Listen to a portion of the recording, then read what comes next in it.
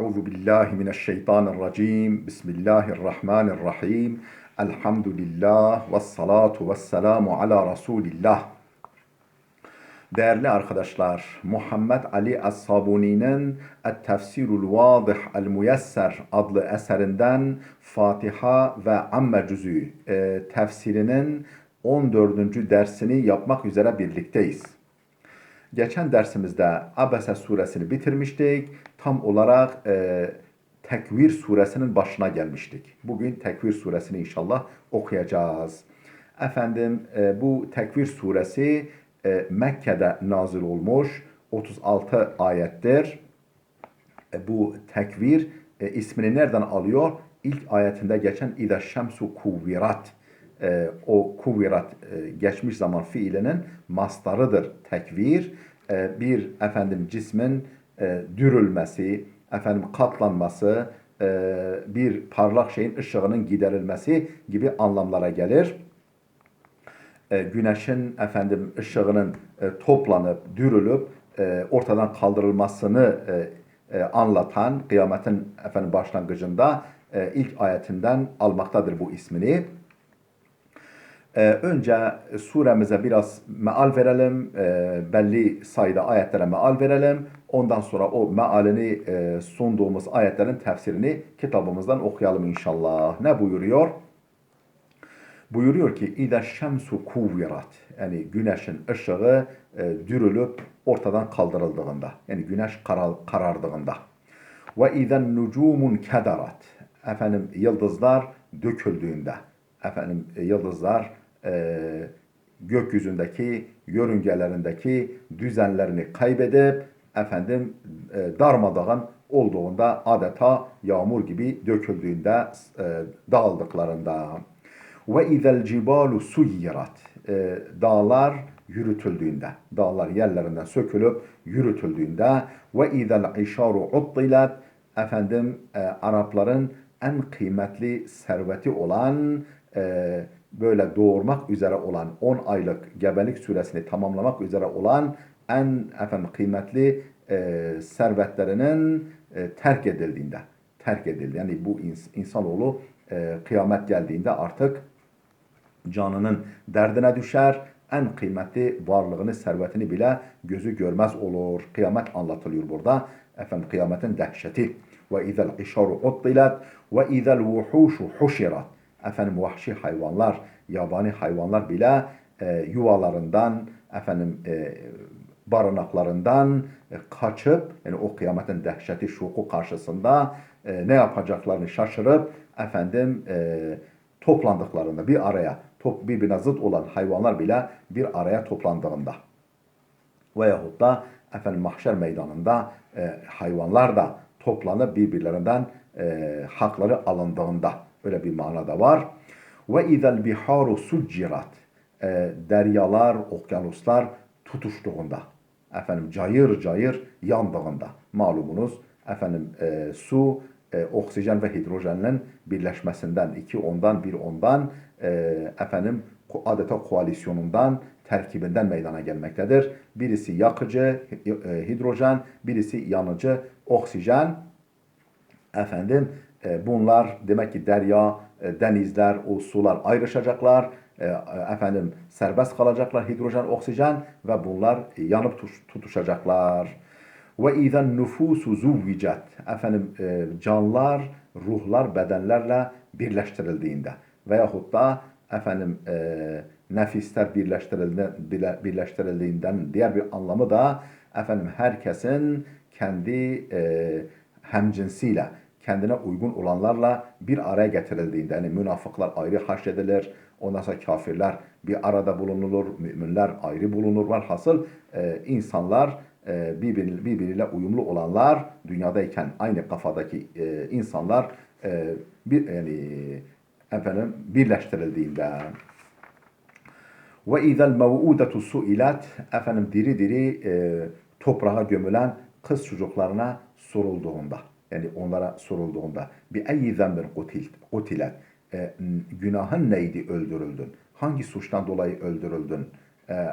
Diye Allah bunlara sorar. Niye öldürüldün? Suçun neydi ki falan diye sorduğunda tabi şefkattan dolayı, bu merhametten dolayı onlara soruluyor. Ve izâ suhufu nuşirat, efendim malumunuz insanlar öldüğü zaman amel defterleri dürülür. Yani yaptıkları işlerin kaydedildiği defter kapatılır, amel defteri kapatılır ama kıyamette o defter açılır. Ve izâ suhufu nuşirat, sahifeler açıldığında, amel defterleri açıldığında yani hem dağıtılıp efendim karneler gibi dağıtılıp kendilerine verildiğinde hadi bakalım bakın bakalım karnelerinizde neler var der gibi efendim açıldığında amel sayfaları ve iza sema'u kuşitat, sema soyulduğunda, yani sema mesela dünyamız sanki bir koyun gibi veya efendim bir canlı varlık gibi onun derisi olan atmosfer, o da semadır. O tamamen yani soyulduğunda, koyunun derisinin soyulması gibi soyulduğunda, yani atmosfer üzerinden tamamen kaldırıldığında. Ve izel cehimu su'irat, cehennem kızıştırıldığında ve izel cennetu uzlifat, cennet alabildiğine efendim sakinlerine, müşterilerine ve efendim ona layık olan insanlara alabildiğine yakınlaştırıldığında. İşte hepsinin, yani bunlar şöyle olduğunda böyle olduğunda deniyor.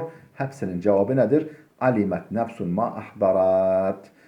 O zaman her nefis ne hazırlamış, ne getirmiş, ne ortaya koymuş o gün bilecektir. Yani efendim hani derler ya, ne yaparsan elinle o gelir seninle.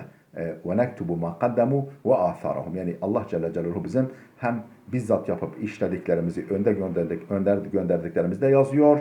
Hem de efendim o bizzat elimizle yaptıklarımızın yankıları, yansımaları, izleri, etkileri de yazılıyor. Hepsini işte alimet nefsun ma ahdarat. Her nefis o gün ne yaptıysa hazır bulacaktır önünde. Buraya kadar meal verdik. Ondan tabi devam ediyor.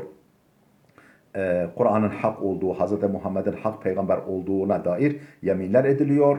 Efendim Kur'an-ı Kerim'i getiren meleğin Cebrail olduğu ve onun emine vahyin emini olduğu, peygamberin de yani bir eminin başka bir emine, yani Cebrail'in Muhammed'e Kur'an'ı getirdiğini, Hz. Muhammed'in Kur'an'dan hiçbir şeyi saklamadığını ve onun işte düşmanların iddia ettiği gibi Mecnun, haşa deli olmadığını, bunu herkesten önce onların bilmesi gerektiğini. Çünkü وَمَا صَاحِبُكُمْ بِمَجْنُونَ, sizin bu arkadaşınız 40 sene sizinle beraber ömür süren bu vahiden önce bu zat deli değildir denilerek efendim Kur'an-ı Kerim'in hakikati Allah kaynaklı olduğu belirtiliyor. Şimdi bu şekilde hepsini meal vermedik. Bu belli bir noktaya kadar mealimizi takdim ettik. Şimdi dönelim tefsirimizi okuyalım. Tefsiru surati tekvir. Tekvir suresi tefsiri. Bismillahirrahmanirrahim. İza şemsu kuvvirat ve izen nucumun kadarat ve izel cibalu suyirat. Diyor ki hâzihi suratul kerimetu suratul tekvir ve ma yetba'uha min suratul infitar vel inşikak kulluha mines suveril mekkiye التي تتحدث عن شدائد وأهوال يوم القيامة. Hâzihi suratul kerimetu, bu sure-i celile ki sure-i tekvirdir, tekvir suresidir.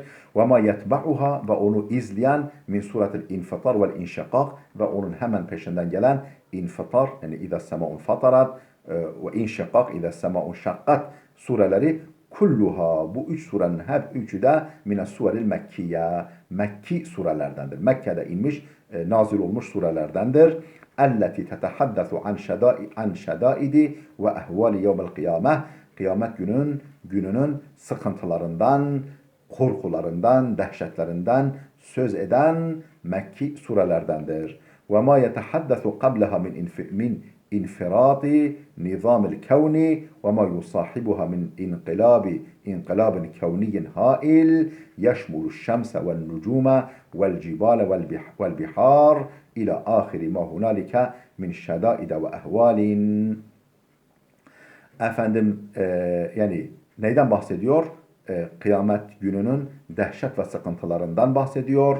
Ve ma yahdusu qablaha, ve o kıyametin eşiğinde, yani kıyametin hemen öncesinde meydana gelecek olan min infirat nizamil kevn, efendim kainatın düzeninin darmadağın olmasından, kainatın düzeninin bozulmasından, darmadağın olmasından ve ma yusahibuha, ve o kıyamete eşlik edecek olan min inkılabın kevniyin hail, efendim korkunç, müthiş bir kozmolojik, kevni inkılaptan bahsediyor. Yani o kıyametin kopuşuna eşlik edecek olan büyük bir kevni, yani bütün bir evrensel, bütün bir evreni kapsayan büyük inkılaptan, değişiklikten bahsediyor.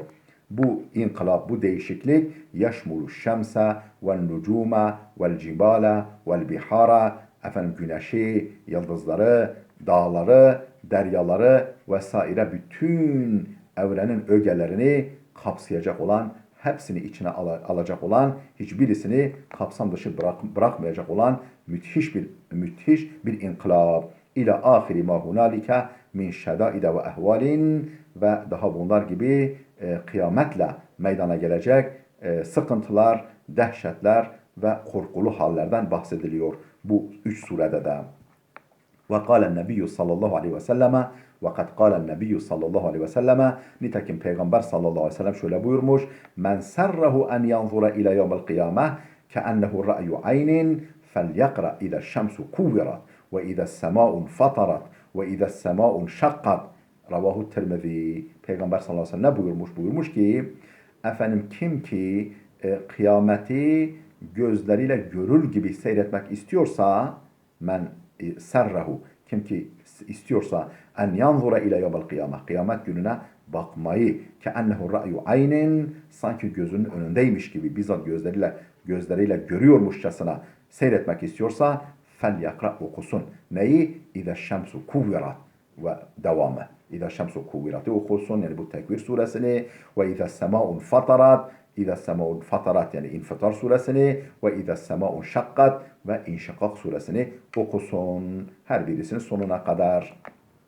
Ravahu Tirmizi, bu hadisi İmam Tirmizi kaydetmiş kitabında. Kavluhu Teala, İza şemsu kuvvirat. Şimdi döndü efendim ayet ayet bu sure-i celileyi tefsir etmeye kitabımız. İza şemsu kuvvirat ne demek? Ey luffet ve tuviyat ve zehebe dav'uha ve nuruha felem ta'ud tuşriku alen nasi.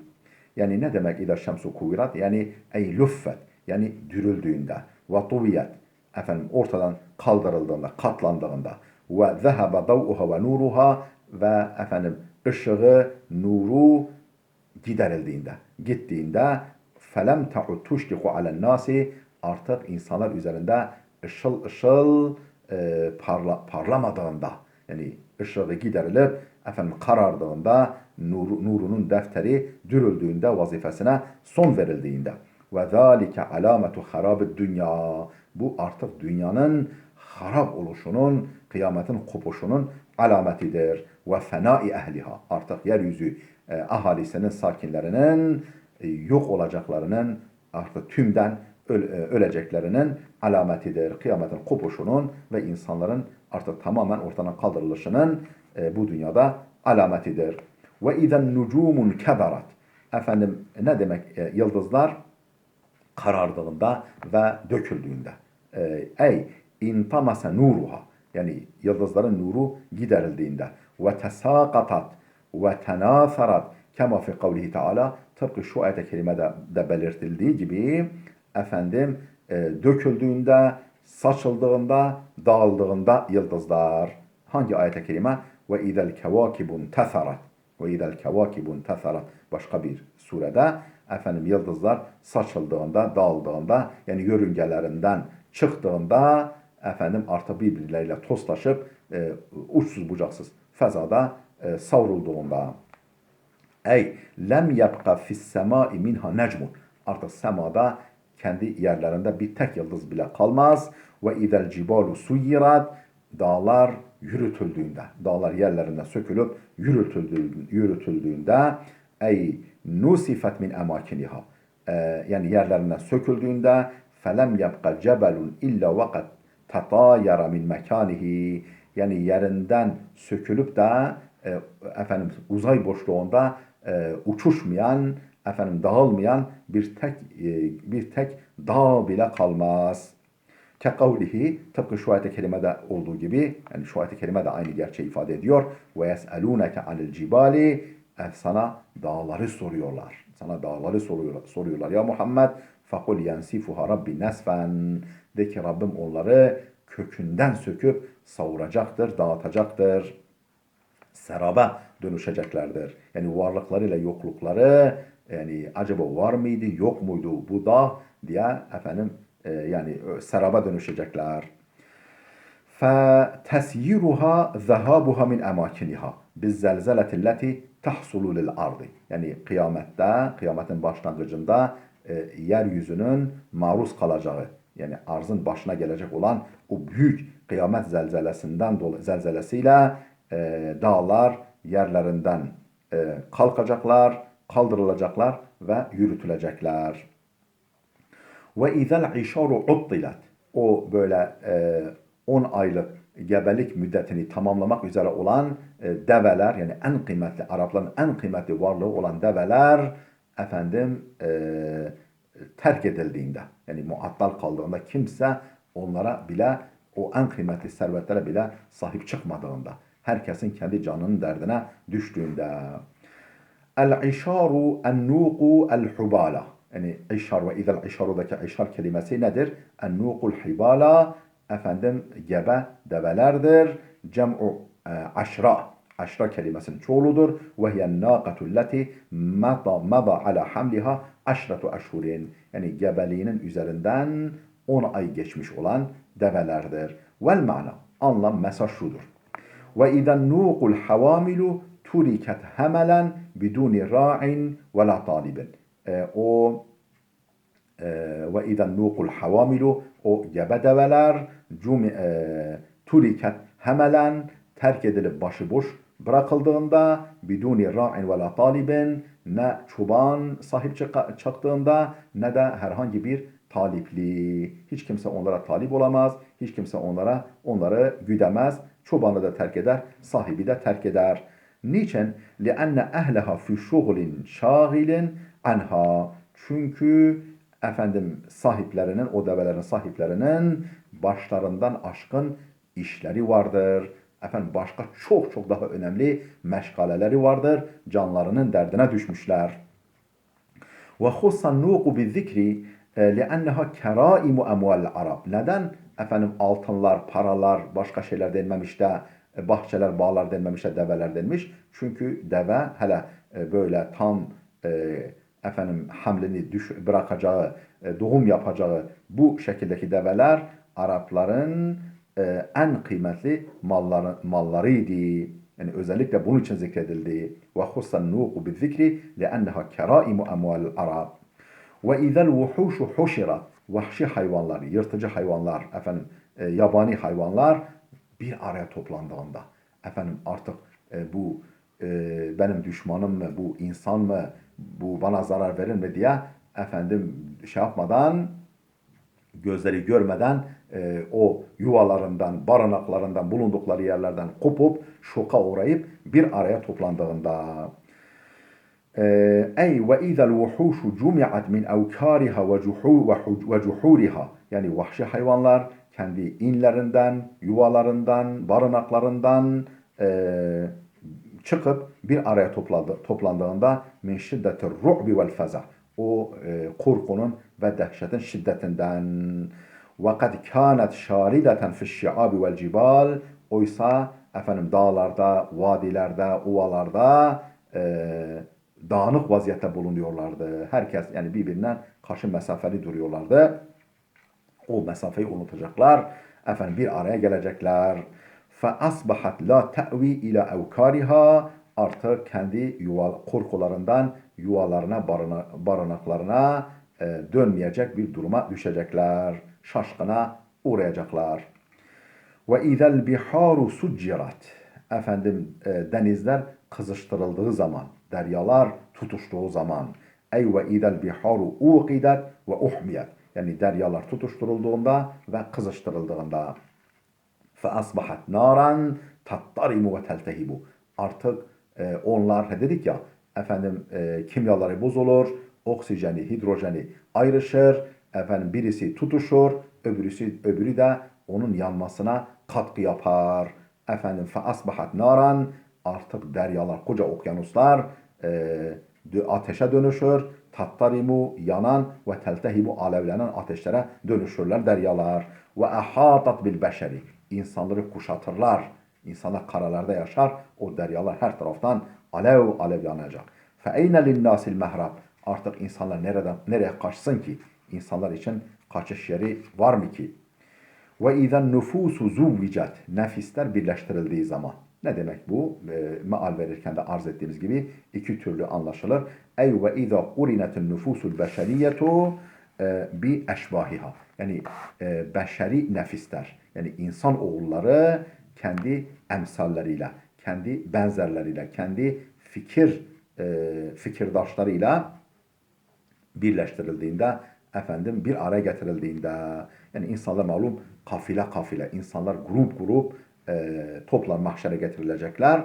Efendim herkes kendi, yani dünyada nasıl ki güvercin güvercinle, efendim şahin şahinle, karga kargayla uçuşuyorsa veya dolaşıyorsa, orada mahşere de yani herkes kendi kimi önder, kimi rehber seçmişse onun önderliğinde ve bir arada homojen bir şekilde mahşere getirilecekler. فَيُقْرَنُ الْفَاجِرُ مَعَ الْفَاجِرِ, mesela facir, günahkar kimseler günahkarlarla, وَالْمُنَافِقُ مَعَ الْمُنَافِقِ, münafık münafıklarla, وَالْمُؤْمِنُ مَعَ الْمُؤْمِنِ, mümin müminle, وَالْمُرَابِي مَعَ الْمُرَابِي, efendim imana karşı kuşkulu, şüphe dolu kimseler de kendi gibi adamlarla, kimselerle mahşere getirilir. وَهَذَا يُقْرَنُ الْأَشْيَاءُ مَعَ الْأَشْيَاءِ وَهَكَذَا يُقْرَنُ الْأَشْيَاءُ مَعَ الْأَشْيَاءِ, bu şekilde her şey kendi hemcinsleriyle, eşbah ve emsaliyle bir araya getirilir.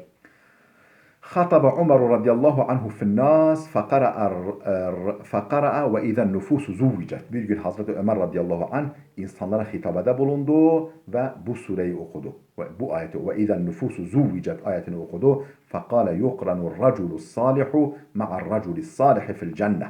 Efendim salih kişilerle cennete akran, arkadaş kılınır, bir araya getirilir. ويقرن الرجل السوء مع الرجل السوء في النار. Kötü kimselerle beraber cennette buluşturulurlar, toplanırlar. Ve izel mev'udetu suilet.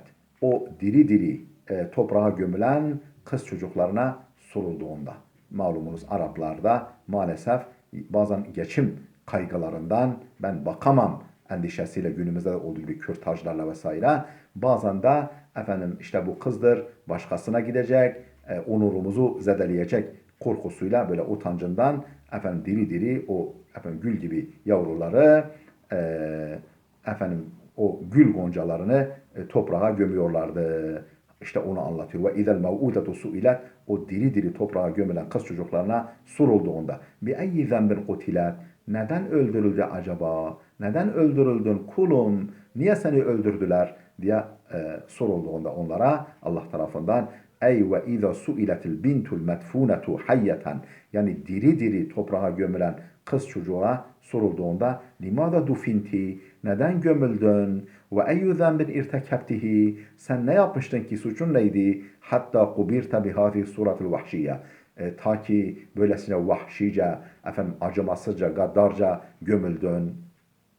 Vel garadu min sualiha et-talattufu biha. Yani bu kız çocuklarına soru sorulması, yani onların sorguya tabi tutulması anlamında değil, onlara gösterilecek şefkatten dolayıdır. Hani mesela diyelim ki yavrumuz, çocuğumuz efendim yürürken düştüğü zaman, yavrum bir tarafın ağrıdı mı, ne oldu sana, niye seni dövdüler falan deriz ya, hani benzetme gibi olmasın. Allah da işte o masum kullarına soracaktır.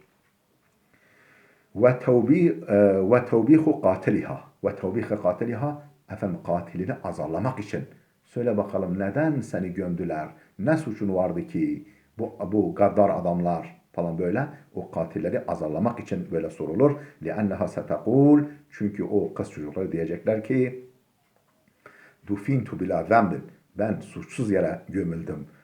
efendim ve kânel arabu ye'idûnel benâti ye'idûnel benâte mehâfetel fakri. Çünkü Araplar efendim kız çocuklarını fakirlik korkusuyla gömüyorlardı. Diri diri toprağa gömüyorlardı. Ev haşyete luhukil ari bihim, veyahut da ileride onlara yüz karası olacaklarını düşünerek, haşa, yani böyle evliliği başkasına vermeyi yüz karası olarak gördüklerinden dolayı efendim diri diri gömüyorlardı.